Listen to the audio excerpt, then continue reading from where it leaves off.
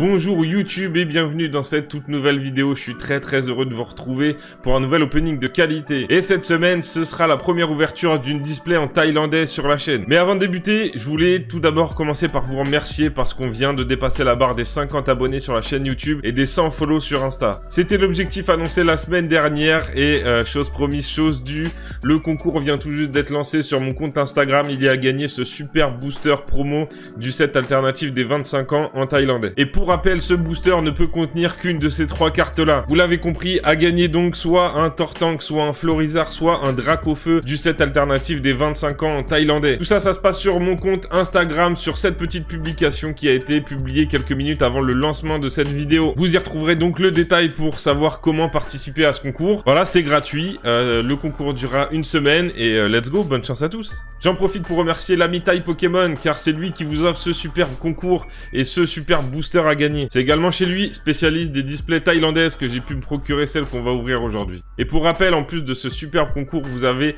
5% de réduction sur tout son site grâce à mon code promo. Si vous avez des questions, n'hésitez pas à le contacter, il se fera un plaisir de vous répondre. Allez, revenons à notre display. Si j'ai choisi cette série pour vous faire découvrir les cartes en thaïlandais, c'était pour faire un petit clin d'œil au visuel de ma chaîne basé sur cette célèbre carte de Zekrom et Pikachu GX. Donc forcément aujourd'hui, l'objectif va être de choper cette superbe carte. Mais quoi qu'il en soit, il y a beaucoup de bangers dans cette série, donc je pense qu'on sera pas déçus. Pour le reste, l'objectif ça va être principalement de la découverte. Tout ce que je peux vous dire pour le moment, c'est que les cartes thaïlandaises ont un dos qui est identique aux cartes européennes et la face avant qui est identique aux cartes japonaises. Pour la qualité, il semblerait vraiment que ce soit identique aux cartes japonaises également, donc let's go, on va aller vérifier ça tout de suite.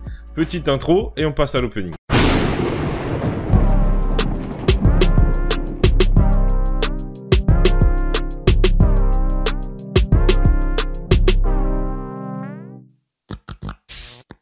Allez, on est parti pour déceler cette boîte. Alors j'ai vraiment hâte de voir ce que donnent ces fameuses cartes thaïlandaises. On en parle pas mal depuis quelques temps avec un packaging du coup qui ressemble vraiment beaucoup au japonais. Et surtout apparemment une qualité qui serait à peu près similaire. C'est vrai que le coréen a un rapport qualité-prix très intéressant. C'est vraiment très fun d'ouvrir du coréen parce qu'on peut ouvrir beaucoup pour pas très cher.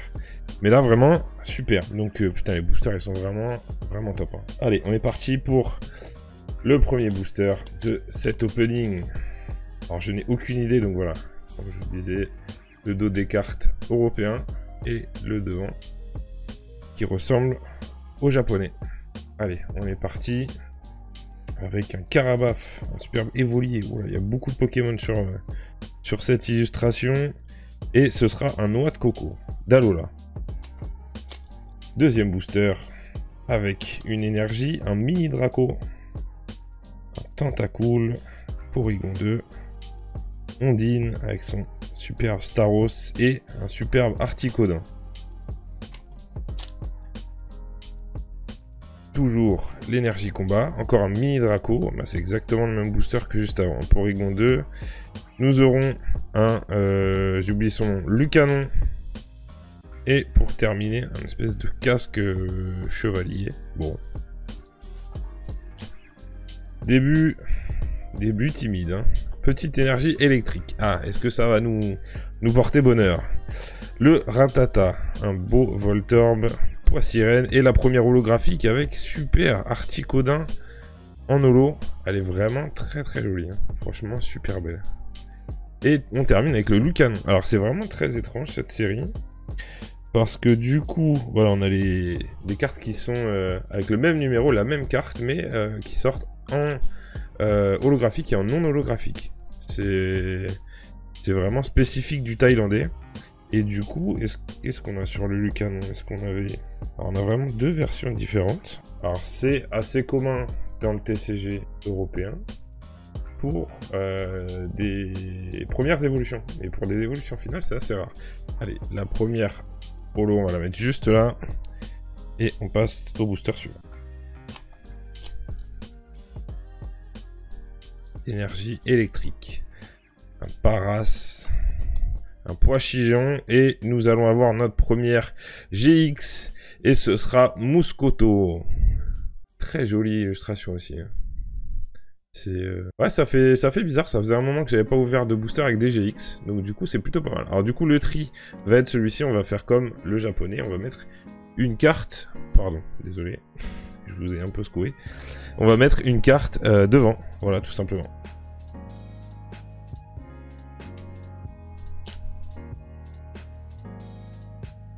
Voilà pour le tri.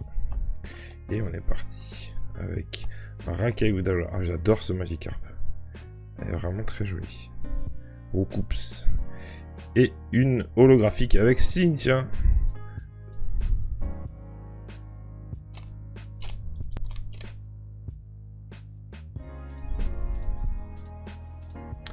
Avec Dardarnian pour commencer l'énergie feu.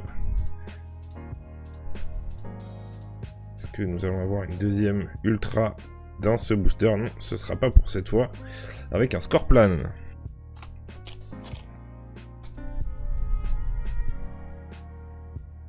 Un Marest avec une énergie eau.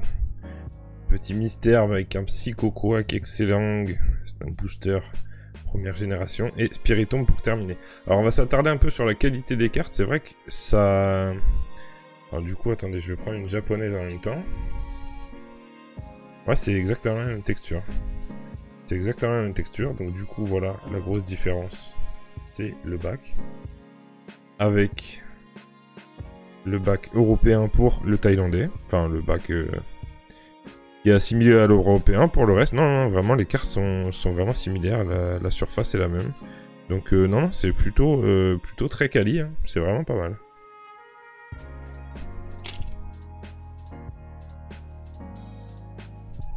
Allez, on repart avec un autre mystère bleu Carabath qu'on a vu tout à l'heure, le petit Evoli. Et, oh, très joli holographique d'Amphinobi. Alors, je ne connaissais pas du tout cette illustration. Elle est vraiment très très belle. Et on dirait qu'il est face à un Dracofeu. Ah ouais, elle est vraiment très jolie, celle-là. Je la connaissais pas, bah, je suis vraiment content de la découvrir. Très très belle. Je vous la remontre une petite fois pour le Dracofeu. Je sais pas si vous voyez bien... L'ombre derrière, en fait, il est face à l'ombre d'un gros Dracofeu là, qui le menace. Vraiment, super carte. C'est qui illustre ça? C'est Yusuke Omura. Petit focus sur la cam. J'étais un peu flou. Et on est reparti. Avec un Rafflesia. Toujours très bien illustré le Rafflesia, je trouve. Porygon, Aspico, Carapuce. Celle-là est très jolie aussi. Très très jolie, ça fait partie du set Eclipse Cosmique, je crois, en France, si je dis pas de bêtises. Elle est vraiment très très belle.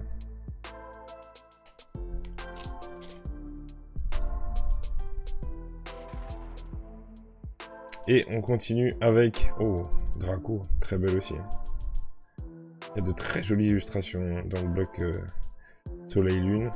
Oh, le Dracolos. Oh là là là là. Super. Très joli aussi. Franchement, le trio Mini Draco, Dracolos dans cette série, c'est un régal.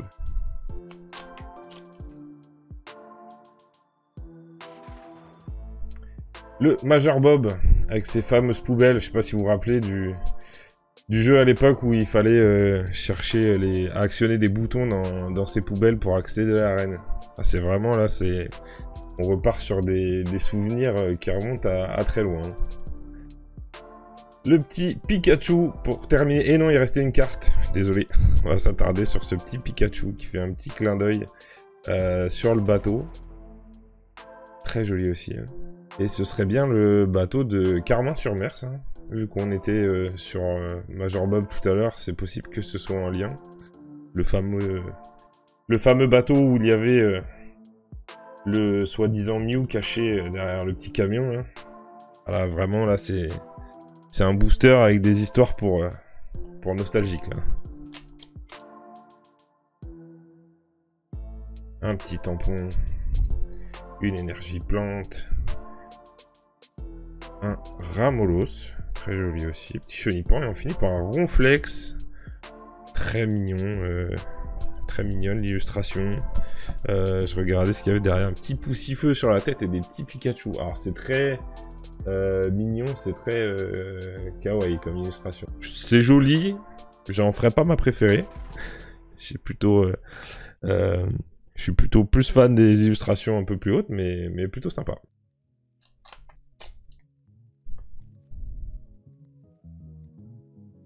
Allez, c'est reparti, l'énergie fée qui rend toujours très bien. Un petit canard artichaut. Oh, une nouvelle illustration de Mini Draco, pour laquelle je suis un peu moins fan, mais bon, ça reste tenté. Un petit art et un castorno.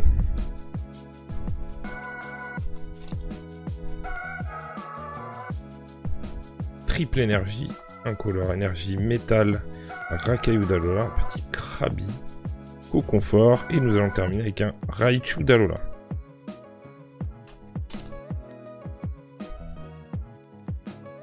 Nous sommes à présent à la moitié de cet opening déjà, et pour l'instant les taux de drop c'est pas la folie. Hein.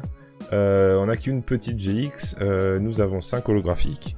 Espérons qu'on se rattrape sur la deuxième partie. Alors ça du coup, ça va être l'arène de Jadiel. Voilà, pareil hein, pour les nostalgiques si vous vous en souvenez. Chrysapile, Piafabec, un Concombaf, et nous allons terminer avec une holographique de Hoopa.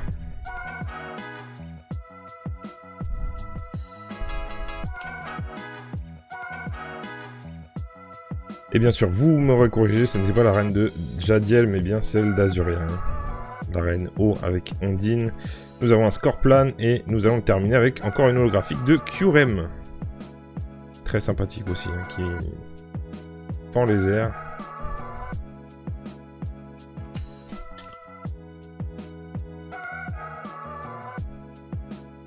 Bon, en effet, là pour l'instant, les taux, c'est vraiment pas la folie. Hein. Allez, on essaie de se rattraper. Pijaco, Cornèbre, Paras et toujours pas d'ultra dans ces boosters avec une petite carte dresseur. Bon.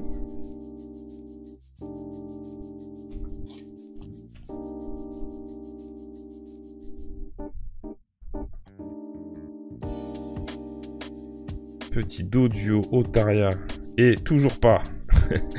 Toujours pas, décidément, ça veut pas sortir. Un superbe Dodrio. Pour terminer ce booster.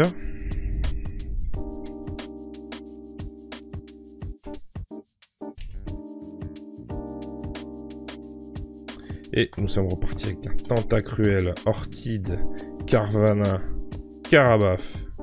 Et ah, il était temps. Et nous sommes déjà sur la secrète. Alors on passe d'une seule GX, rien depuis 20 boosters, à la secrète. On espère trouver un truc sympa.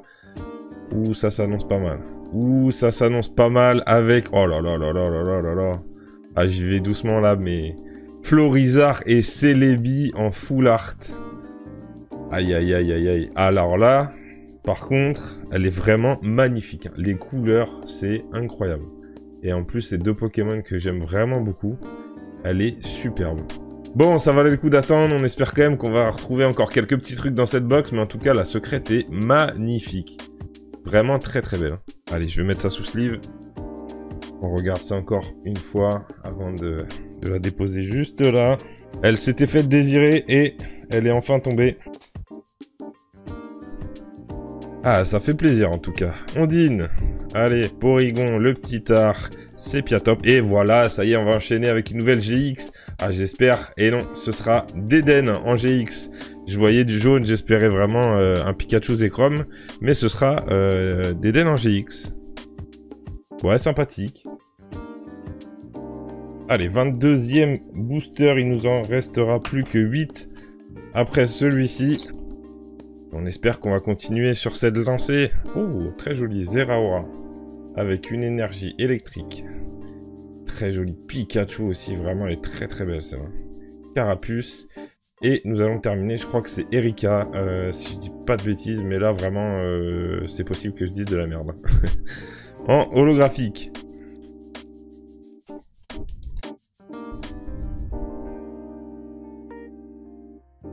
Allez, on continue, on enchaîne. Mimitos, Mascaïman, Croix-Porale et ce sera une nouvelle GX avec cette fois-ci Porygon. Très joli. Franchement, très très belle. Hein. Vraiment, les effets de spirale derrière, c'est très joli. Il y a une espèce de quadrillage qui ne sont pas des print lines pour une fois. Et vraiment, elle est très très belle. Porygon Z, magnifique. Très joli GX. Oh, très content que ça tombe enfin. Un petit Voltali aussi, Boostifleur. Ouh là, très joli. Il y a vraiment de très belles illustrations.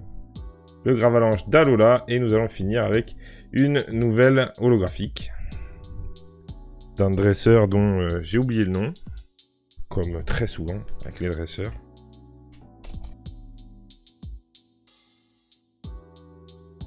Sharpedo. Un petit Chenipan Ratatak. Starry et une Unco dresseur.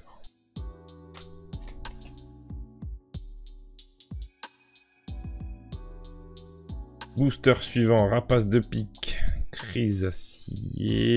Non, ce sera pas pour cette fois-ci non plus. Avec un très joli Lamantine. Et on enchaîne avec un électrode fait en pelote de laine. Une énergie feu. Un déflaisant. Un psychoquack. Axoloto. Ouh, j'étais pas prêt, je l'ai enlevé vraiment vite.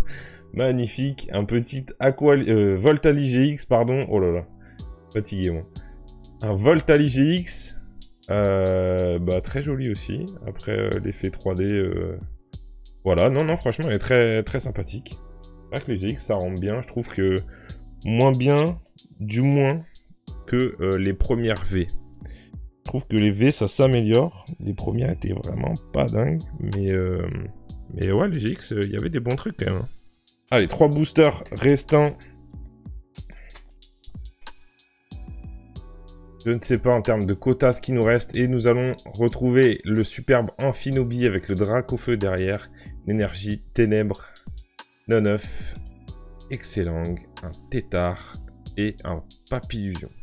Ah ben aussi.